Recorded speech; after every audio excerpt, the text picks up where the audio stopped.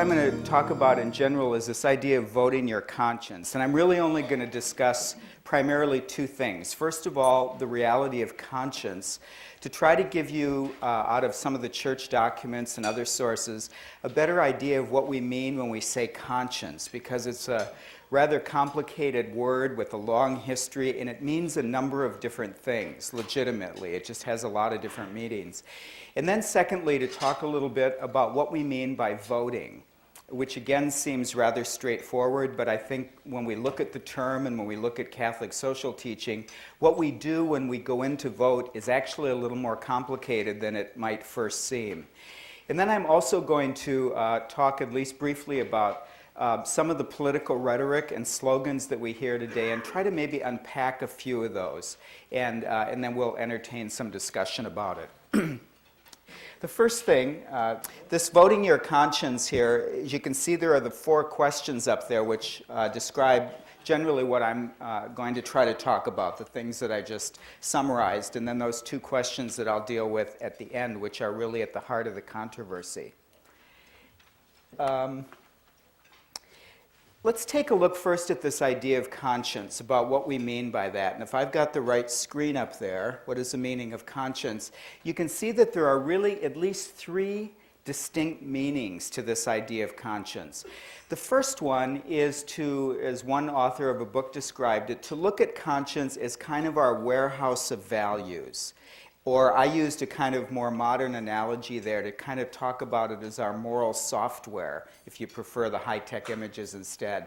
In other words, at one level, conscience is really the place where we store our moral information and our moral knowledge and all the values. It's kind of the warehouse or the closet where we go to get our moral stuff when we're thinking about making a moral choice. You know, it's kind of our resident supply of moral wisdom. That's just kind of there and available, that it doesn't really do anything on its own, but it's there, and we constantly add to it as we grow older. So, for example, when we're children, we don't have much of a conscience in this sense, because we just haven't had enough experience yet to really build up the kind of experience that we would go back to again as we're getting ready to make a moral choice. The second thing that we could say about conscience, in addition to being this moral warehouse of values or this kind of moral software where all the data is kept, is to say that conscience is a capacity or a capability, or sometimes we refer to it as a competence. In other words, you've got the storehouse of moral knowledge, all your experiences, your understanding of the church's moral principles, you know, everything that goes into that. But then the second thing, even if you've got that, you've got to have the ability somehow to process this information. So maybe if I'm not taking this analogy too far, it might be to say that warehouse of values is kind of like your moral software. Then you've got the capability of using it, which is kind of like your hardware. In other words, you can have a diskette with all this information on it, but if you don't have a computer to put it into, it isn't going to do you any good. So we've got the store of knowledge and values, and then we've got the ability to use those. And sometimes, even in courts of law, there will have to be a determination, as you know, with defendants, it's not clear whether they have the ability to stand trial, and we'll say, are they judged to be competent? In other words, do they know the difference between right and wrong, and are they able to think clearly to understand the charges being made against them and so forth? Well, that would be kind of the legal analogy to what we mean by this function or this ability of conscience. And we can have patients. I'm working in the world of healthcare here, so I keep thinking about patients. We can have persons who are either non-competent, which would be, for example, the case with an infant who has never had the ability to make any kind of a moral judgment. We would refer to an infant as non-competent, and somebody else has to do that moral decision-making for them. Or we could have somebody who we would say is morally incompetent, and that usually means that they had this ability once but lost it, either because of unconsciousness or because of advanced age or dementia or any number of things. So we can talk about an ability that you acquire that you are actually able to use, and then maybe at some point that you lose, either temporarily or permanently. And then the third meaning of conscience is one which involves the first two. You've got to have that warehouse of values. You've got to have the ability to deliberate and to think about the reality and the situation in front of you. And then the third thing is really the exercise or the ability to make a judgment. So sometimes we say, I had to follow my conscience, and usually that means all three of these things. It means the warehouse, it means the ability, and it means actually doing it, which is the final and sometimes the most difficult step. You know, you've all been in the situation where you faced a very difficult moral choice. You didn't know what to do. You thought about one option, thought about the other option. You were back and forth over and over. You couldn't quite arrive at a final decision that you felt comfortable with. And we would refer to that as an uncertain conscience. You know, we haven't arrived at enough certitude to actually be able to decide and say, all right, from all these options, I'm going to do X. If you've ever faced a medical dilemma where you had to decide between a number of different medical treatments, that's a very good analogy here. We wouldn't always refer to it as a moral choice, but you're using your warehouse of knowledge and experience, you're using your capability to think about it, and then you're saying to the physician, all right, I understand my situation well enough, I'm going to choose option B for treatment. So you actually then settle on a moral choice or a moral decision in a particular given circumstance. If we look at the Church's definition of conscience, which is taken out of the Catechism, and there are several paragraphs, this is just one very short little piece, but it really talks about all of these levels. It mentions, first of all, that moral conscience is present at the heart of the person, and that's really what we kind of mean by that warehouse of values, that they are the things that we hold very deeply and personally, our own moral convictions. But then the Catechism says that it enables us at the appropriate moment to do good and avoid evil, and it also judges particular choices. So in the end, conscience is always ultimately oriented toward a specific choice. You know, you can talk about conscience in general, but it's always pretty specific. You know, it's always a question of arriving at a particular decision about something. Okay, so having said those few basic things about conscience then, what do we mean when we say we vote? Again, it seems like a fairly obvious question, but I think the first thing to remember is that when we vote, we have to consider it a moral act. You know, we don't always think about political things as being moral, but when we walk into the voting booth, we are making a free choice based on an assessment of our own moral values, on the situation before us, on what we know about the candidates. We're choosing one set of moral goods over another. And that's really what we mean by a moral choice, that when we check a box to vote for a candidate, we are making a free moral decision to choose one set or complement of moral values over another. This is deeply rooted in, again, Catholic social teaching as we live in a democracy, and it's the way in which we participate in society.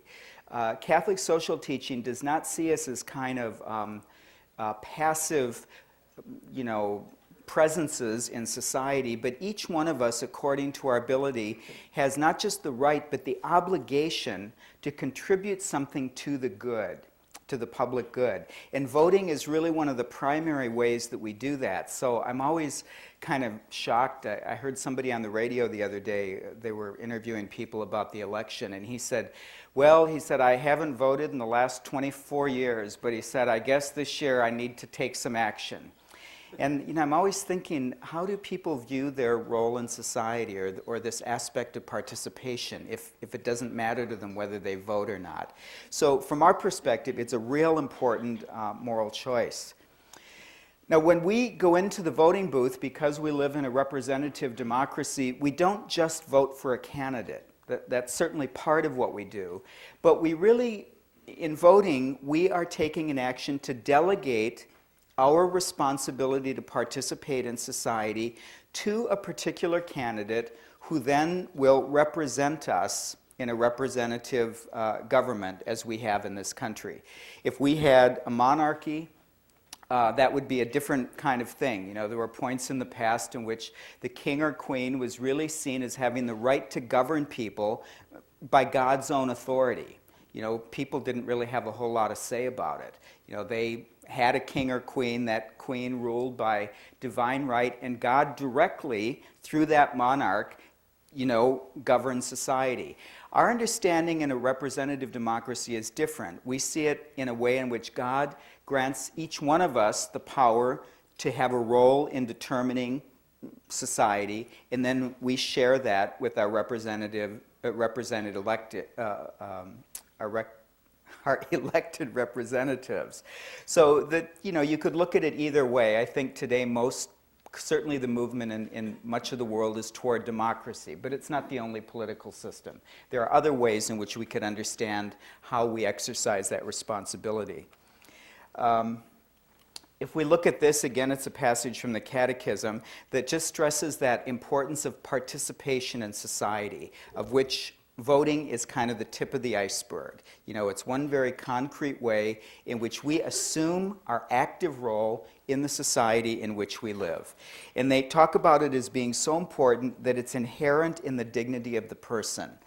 You know, it's not something that's dispensable. To be a human person in Catholic social teaching means that you are part of a participatory society, that you have a right to receive certain things from that society, and you have an obligation to give certain things back, a real active participation.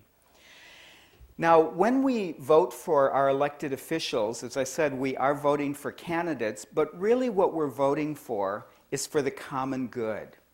The purpose and the goal of political life is the common good. Now, I know that when we look at our own political system today, this seems almost laughable because a lot of times political discourse seems to degenerate into just bartering for one individual good against another.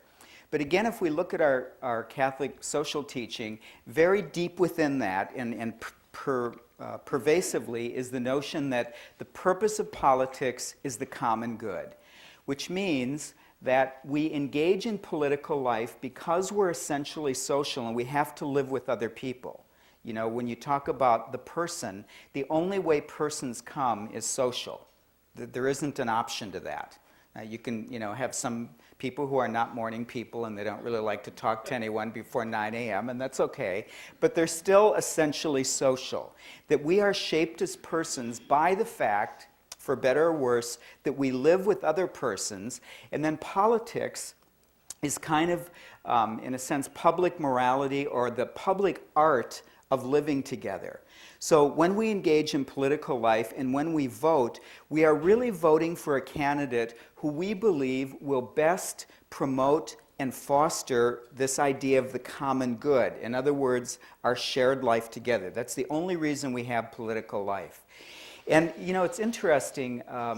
There have been various theologians through history which really saw political life and the idea of anyone having political dominion as a punishment for sin. And after 2 years of a presidential election, you know, you begin to think, well, there may be some truth to this. But in fact, if you look at Thomas Aquinas in a rather obscure but I think important passage, he asks in there whether there would have been political life in paradise before the fall, you know, before the sin of Adam and Eve. Now, if it were a punishment for sin, you would say, well, obviously not. You know, you wouldn't need politics or politicians in paradise. You know, that sounds good. But in fact, his answer to this is yes, because he said that even before the fall, even before human beings sinned, there were good things of creation that had to be distributed for the benefit of the common good.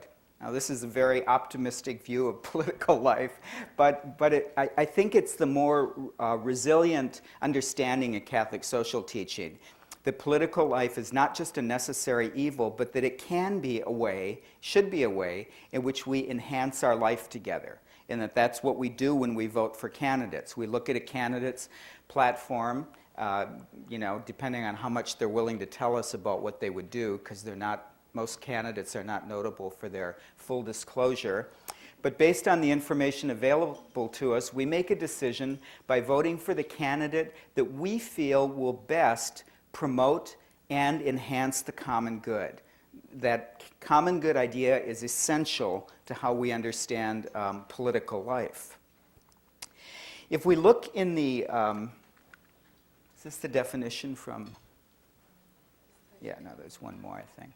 This is, again, a definition from the Catechism, which talks about the common good as the sum total of social conditions that allow people, either me individually or us as a group, which is an important qualification, to reach their fulfillment more fully and more easily. Another way of talking about the common good is to say that it's all those things that we need together, but which none of us can achieve on our own. And if you think just something as simple as public safety, which is one of the most basic elements of the common good, because if you don't feel safe walking out your front door, you obviously can't pursue a lot of personal goods. If you're locked behind closed drapes in your house, your opportunities for personal fulfillment are pretty limited. So and we need the cooperation of others to ensure public safety, or to provide education, or to create public art, or to provide health care. Think of all the people that have to cooperate together in order for you to go to the hospital and get an x-ray or to have surgery. Health care is a very good metaphor or image for what we mean by this common good. We all need health care, but none of us can provide it for ourselves. And if you look a little bit further, the Catechism unpacks this idea of the common good by saying that it presupposes respect for persons as such. And this is what distinguishes our understanding of the common good from communism. Americans are often a little suspicious of this idea of the common good because it sounds a little like little pinko, And there are some similarities because it emphasizes the group, but it differs from communism in that it always respects the rights of individuals. Whereas in a totalitarian society, the rights of individuals can simply be steamrolled for the sake of the community. That's not true in Catholic social teaching. Secondly, it requires the social development and well-being of the group itself. So the common good is not just the sum total of all the things in here that you and I really, really like. If we each wrote down 3 things in a card and said, these are the things I really like, and added them all up, that would be the common good. It's more than that. It is really the flourishing of the group itself. And you know that within any society, you can have a group of people, each of whom has a lot of things or a lot of benefits, but there's no sense of the group as a whole. And so our understanding tries to provide a balance to that. And then it talks about peace and stability and social order, which are really the most important ones for any idea of the common good. Because if you live in anarchy, your possibilities of pursuing any kind of individual or social goods are virtually non-existent. And we can see that in areas of the country, of the world that are torn by war. I was just talking to Will, who works with Oblate Media, who came back from Africa recently. And when you find a country or an area that's so desperately poor and is at war besides, the possibilities of achieving anything resembling the common good are almost impossible. The other thing I think that's important here when we talk about the common good is that it is also, when we achieve the common good in a given society, which could be as small as your family or as big as the globe, there are all these circles of the common good. The extent to which we achieve it in any given society is always kind of a glimpse of God's own justice. And for that reason, theologians say that the common good is also eschatological, which simply means to say that there's a common good with a small c and a small g. We can achieve that to some extent here and now, but then the common good with a capital C and a capital G is really God's own self, or what we refer to as the reign of God. So someday, I mean, we're going to keep plodding around here in the dark and shifting things around and trying to balance things, and we'll get a kind of justice, a kind of common good, but we're never going to get it right. And that's both, I suppose, the blessing and the limitation of human existence. We keep working at it, but ultimately only God will make it fully present. So that means that we always have to go at the common good with a little bit of humility and realize that, yes, we can achieve justice of a sort, but it's never perfect. And we got to keep recalculating it because history and culture and economics, change, as we're well aware in this country right now. Okay, so let's say a few words then about the idea of further this idea of voting. In I think it was 1923, there was a situation in France in which there were two candidates running for, I don't know if it was president at that time or what the head of state was called, but one of them was a socialist and one was a communist. And so a lot of Catholics just kind of despaired and said, both of these guys are incompatible with Catholic views. And the Archbishop of Paris wrote a letter to people on the topic of voting for imperfect candidates. As though, I didn't know there was any other kind, but but his exhortation to people was to say, you have to remember that no candidate is going to perfectly realize the Catholic agenda for the common good or for social justice or even for France in 1923. And I remember at that time France was probably 95% Catholic, so this was a big issue. But he said it would be worse to throw your vote away and not go to the polls. And he rooted it in this idea of necessary participation even when you don't have a whole lot to deal with here, that you're dealing with two candidates who are both manifestly unsatisfactory. And he said, we still need to give it our best shot and try to vote for the candidate that you feel will best realize the common good or best realize Catholic values in the political realm. And we are, of course, today we always deal with candidates who are imperfect. Even if you're passionate about one candidate or another, you would probably confide that, well, yes, I really love candidate A or candidate B, but there are just two things that I wish he or she thought differently about. So we're always dealing with that aspect of imperfection. But then sometimes we get into the situation where a candidate holds a position that we find really seriously offensive to our own moral convictions or to the teaching of the Catholic Church, or just to human morality. Our Catholic teaching in moral matters is really largely derived from thinking about the human person. They're not religious truths that outsiders can't understand. They're all rooted in a philosophy, and somebody might not agree with you, but they are rational and able to be explained even to people who are not Catholic or Christian. So to take these two questions here, which you can see are highly pertinent today and probably in every election, there's really two issues about this imperfect candidate thing. The first one is whether a candidate may ever hold a position contrary to the Church's teaching. And then the second one is, may we ever vote for a candidate like that? A couple points about it. I think the short answer to the first one is, may a candidate ever hold a position that's contrary to church teaching? The short answer to it is yes, but. There, I think, are many instances in which we have candidates who might hold positions that are inimical or at least in tension with things that we believe about social justice or morality. And I'm sure almost any candidate we look at, you could identify something that's at odds with some aspect of Catholic teaching. But one important distinction that we need to make here is that there is a difference between a candidate whose position would mandate something immoral and a position that would tolerate the legality of something which he or she believes to be immoral, but which for various reasons might not be able to be enacted into law. If you thought about it for a minute, there is a similarity between the two categories of things that are moral and legal. They have some similarities, but they're not exactly the same.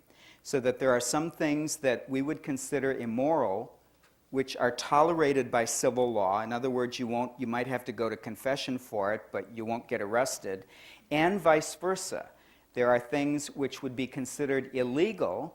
You might go to jail for them, but not only would you not go to confession, you might see it as an act of virtue. Just one example would be somebody who's a conscientious objector in war. Under some circumstances, that would be illegal, and you could go to jail for it, or deserting your military post. But you might feel that that was a deeply virtuous act. So, just to bear in mind here that there isn't a perfect coincidence between morality on the one hand and legality on the other. In a perfect world, there would be, but as we can see here, we're not living in a perfect world. Then there would be, as I mentioned, in that first category, if you had a legislator or a politician, I don't think we're dealing with this anywhere in the United States at least, but you can think of historical examples, whose political or whose leadership would lead to mandating a seriously evil act. Like, what if we had a candidate who was mandating eugenic abortion? Any child that's detected with a genetic birth defect has to be aborted at the hospital. Now, that would be, we're not dealing with that in our society today, but there's some similarities you can see. Or a candidate who promoted the use of biological warfare, the killing of indiscriminate numbers of non-combatants for a political goal. Again, we don't have anybody promoting that, but we know it's happened in other parts of the world. Or involuntary euthanasia. If we had a candidate who promoted, once you get to be 75 or once you lose most of your hair, we're going to euthanize you because this is clearly not a life worth living. You can see where this would go. So there is a difference here between mandating certain things, which is a much more serious problem, than making a prudential judgment that something is immoral, but for various reasons we simply cannot deal with this through legal interdiction. We're dealing right now, or not we here, but in the state of Washington, there's Initiative 1000, which some of you may know of, which would allow physician-assisted suicide and euthanasia. I was talking to someone in Seattle the other day. They think it's probably going to pass. It's already legal in Oregon. It's bad enough, but it is not the same as mandating euthanasia. And you can say it's a slippery slope and it's a step in the wrong direction, all of those things. But there is a distinction here between mandating and legally tolerating a private choice that we find immoral. Again, it's just one of those distinctions. The other thing that I think is important when we're assessing candidates is to try to assess exactly what some slogans mean.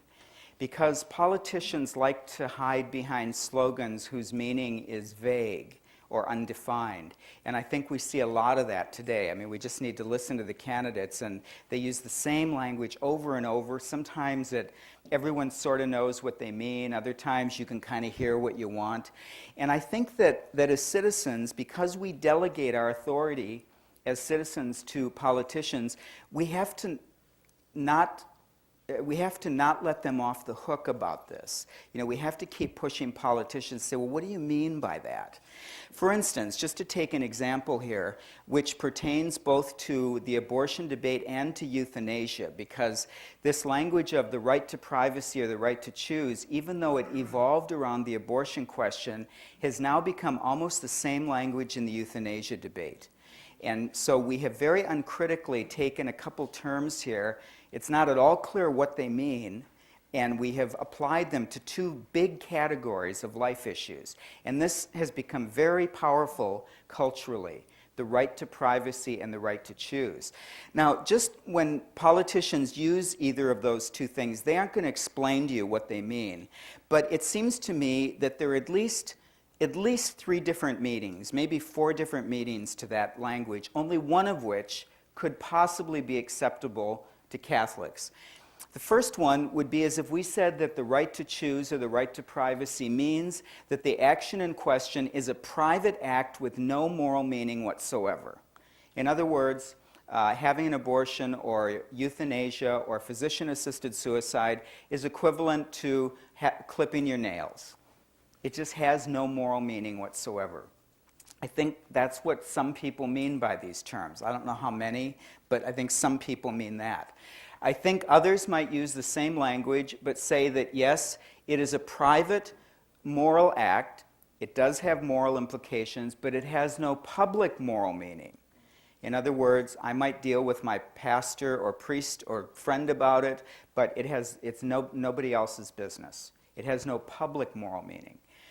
A third possibility, which is the one that politicians usually adopt in this country, with rare exception, this is the language they use, is to say that these things are religious questions which do not have any place in public debate. Or the way that they would frame it would be to say, personally, I'm opposed to action X on religious grounds, but I do not want to impose my religious views on others. How many of you heard that? It's very common. I mean, almost every politician uses some variation on that, at least with regard to the abortion question. The euthanasia issue has not become a national issue yet, so we don't know exactly where that will go. The problem with that is that neither of these things are religious questions. You know, they are both questions about who is human, about, you know, the authority that I have over my own life. It's about my right to, let's say in the case of euthanasia, to offend the society, like my family society, by my choice to take my own life. Those are not religious questions. They are questions about what is human life and how much dominion do we have over it. You don't have to be a religious person to think about that. You know, those are life or philosophical questions. So this is kind of a false dichotomy here, but it's very persuasive to a lot of people. And I think sometimes, especially religious advocacy groups on these issues, unwittingly, I mean, they don't intend to do it, but they do enhance the public perception that these are questions that only religious people need to think about. You know, we sometimes unwittingly or unintentionally give that impression. Where it's, I remember some years ago, it was probably 10 or 15 years, there was a column in the Post-Dispatch. It was by a guest columnist who said, abortion is God talk. And her thesis in this was that it's basically a religious issue. It's about God and religion. It has nothing to do with public policy. You know, and I think it's fairly common perception. The only way that a Catholic could accept either one of those terms, again, it'd be a highly nuanced understanding, but if by using those terms a politician meant that they believed that abortion or euthanasia was immoral on religious or other grounds. In other words, morality is not necessarily religious. You can have a perfectly pagan person who can be deeply moral and make good moral judgments, have good values, you know. So they could judge that these acts are immoral on religious or other grounds, but that it may not be possible to deal with that through legislation.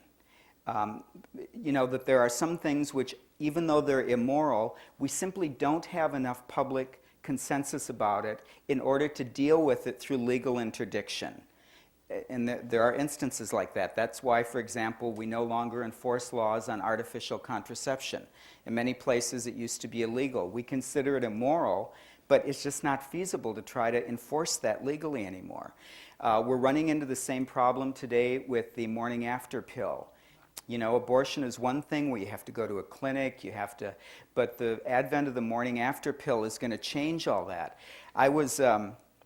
I spent the spring semester in California, not that it matters what state it was in, but I happened to be at Target at the pharmacy, and I was standing behind a young man who came in to pick up a prescription for the morning after pill. And I don't consider myself particularly naive, but I must admit I was truly shocked at the nonchalance with which this guy picked up this prescription. It was like he was buying a bottle of vitamins. You know, and he was very open about it. Everyone could hear him talking about this. You know, are there any side effects? Is there anything that we need to do? You know, I just thought, boy, we have moved into another category here of thinking about these things.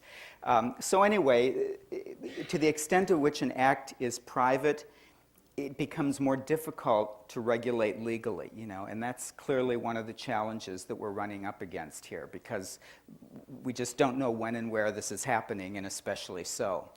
So anyway, you can see that with these slogans, and the same is true of pro-life, if candidates consider themselves pro-life, well, what exactly do they mean by that? Does it mean they just want to pass a law and then they're going to wash their hands of it? Does it mean social services? Does it, there are all these different levels of these slogans which are used, and we have to kind of smoke out these politicians and, as well as we can, understand exactly what it is they mean when they say these things. Okay, now the other question that we're dealing with, so we've dealt, or at least talked about the politician themselves and their judgment about taking certain positions. The other problem is, what about us as voters? It's kind of similar to the classic bank robber, who has an accomplice driving the car. And you can ask questions about, well, is the accomplice who drove the car, is he or she also guilty of bank robbery?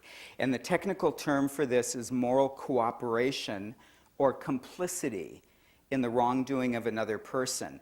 And one of the big problems that we face in ethics, and this happens in healthcare all the time, and I could bore you with a lot of examples of this, but there are shades of moral complicity in the wrongdoing of another. So for example, if somebody says to you, I'm going to go rob a bank and I want to borrow your car to do it, and will you drive the car? Are you morally complicit in that act if you agree? Yeah.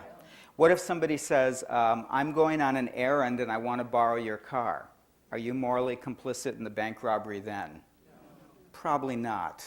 What if you leave your keys lying on the kitchen counter and your friend takes them and goes and robs the bank? Probably even less so, So there are all these shades of cooperation, some of which implicate you in sin as well. And this is really what we're talking about when we're talking about voting for imperfect candidates. Are we, by doing that, becoming accomplices in the morally unacceptable position of another? Now, the first question, as I pointed out earlier, is exactly what is their position? What do they intend? That's the first thing. And then the second question is, okay, let's say that a candidate mandates involuntary euthanasia for anyone who doesn't have a full head of hair. And I vote for them because of that, because I hate people that don't have, the balding middle-aged men. Am I an accomplice in that? Am I cooperating? Yeah. Am I an accomplice if I vote for a politician who refuses to vote down or vote against a law that permits voluntary euthanasia? Maybe, voluntary euthanasia. In other words, a law that allows somebody to do it under certain circumstances. Well, probably to some extent, but you can see that the level of cooperation is less there because you're kind of one step removed. It's not mandating it, it's tolerating something. The Vatican, actually it was Cardinal Ratzinger before he became Pope, issued a kind of clarification a few years back on this question about, may you ever vote for a candidate who supports an evil or even an intrinsically evil position?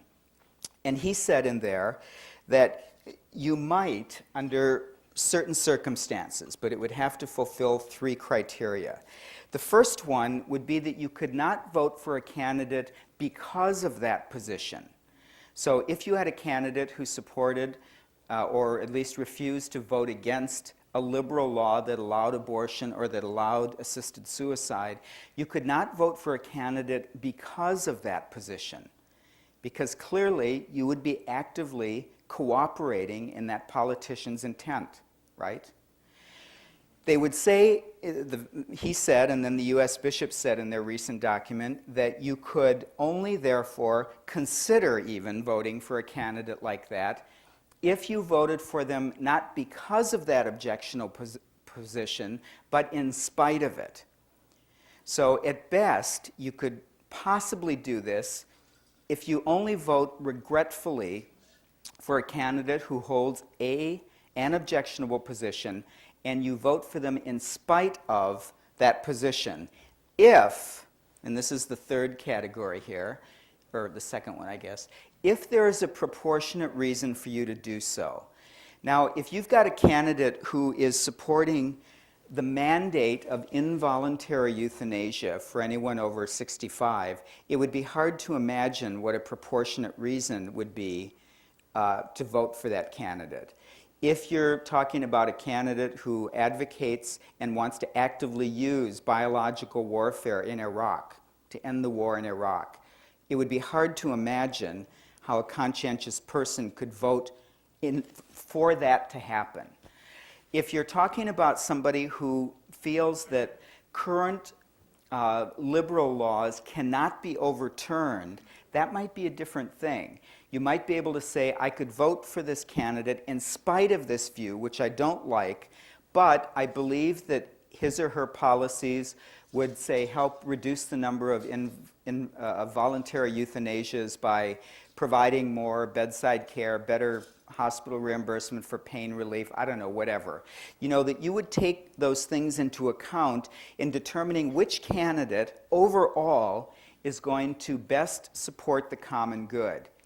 The final thing here, which is not mentioned in the bishop's document, but I think it's implicit in there, that if you vote for a candidate who has an objectionable position, in spite of that position, you also have to commit yourself to pursuing another strategy to eliminating the evil in question. So you just can't kind of vote and then say, well, you know, let the chips fall where they may. If you believe this is a moral evil and you have voted for a candidate whose views might contribute to it, then you've got to say, all right, the candidate isn't going to work for it, but I got to find some other way in order to reduce the incidence of this particular problem. So it's got to be more than just kind of skirting the moral question here. You could admit that something's immoral, maybe seriously so, and also acknowledge that we may not be able to fix this with a legal strategy, but then what is your strategy? What are you going to do in order to reduce the incidence of this? So as you can see, you're always voting for the common good. You never get a whole menu that you like.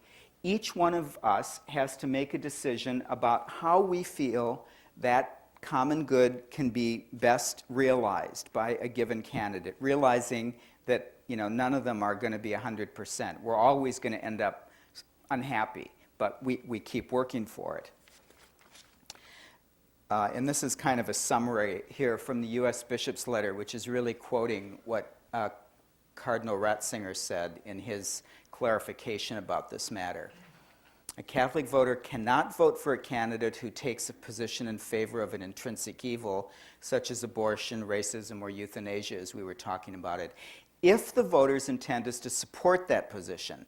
In that case, the voter would be guilty of formal cooperation in grave evil. So you might make the judgment that a candidate, even though you don't like his military policy or you feel it's going to result in starvation in Africa or whatever, but you've got to have a proportionate reason and you've got to have some other strategy or way that you feel this evil can be repudiated or resisted. You know, you don't get off the hook once you vote. You still got to work for it. Just to conclude here, if you look at the bishop's letter, which is available online, and I'm sure most of your parishes have had it, it's called Forming Consciences for Faithful Citizenship, I think. The bishops revise this every election year, and it's kind of a voter's guide. But they, in there, outline 7 key themes that they feel are essential to formation of conscience. And this would really be, by formation of conscience here, we really mean kind of refreshing that values warehouse. You know, like all of our closets, they get full of things we're not going to use anymore, and sometimes you got to clean them out and get some new stuff. And these are the principles that they feel we need to form conscience. It's kind of a description of the common good in some ways. You know, they're kind of elements of the common good. And they're saying when you go into the voting booth, these are the kind of things that have to be forefront in your mind in terms of the candidate who will best realize these. They talk about the right to life and dignity of the person. You know, we don't, without a right to life, to live, to pursue those values that we hold dear, without certain respect that dignity gives us, there really is no possibility of the common good, for me anyway, if I don't have those things. The call to family, community, and participation. This notion of participation, which I've mentioned several times already today, is again really key in Catholic social teaching. And it just means, basically, that because we live in a social setting, because we're social beings, we all need certain things to be able to carry that out. And to the extent to which we are sick or uneducated or living in a crime-ridden area or all those things that limit human freedom, we can't participate in society. I mean, if I can't read, for example, my ability to participate is very limited. That's why we see literacy is so important. If I'm chronically ill with a disease that can be managed, my ability to participate, which is my obligation, is seriously limited. So that's what they mean by number 2. Rights and responsibilities, the right to these things and the responsibility that I have to exercise, for instance, to take care of my own health. I don't get that from somebody else. It starts with me. The option for the poor and vulnerable, which is in, again, deep in Catholic social teaching, that we make our choices based on how public policies are going to affect the poorest and the least well off, first of all. We think of them first, and then we move up the ladder. The dignity of work and the rights of workers. Solidarity, I misspelled that there, but the virtue of being able to understand and act as though we're all in this together.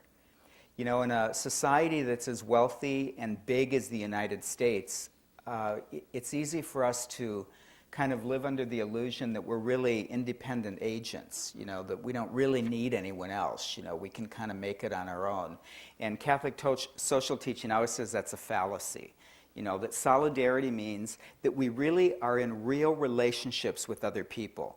Like with healthcare today, which will be one of the big issues after this election takes place, is healthcare a commodity or is it a right?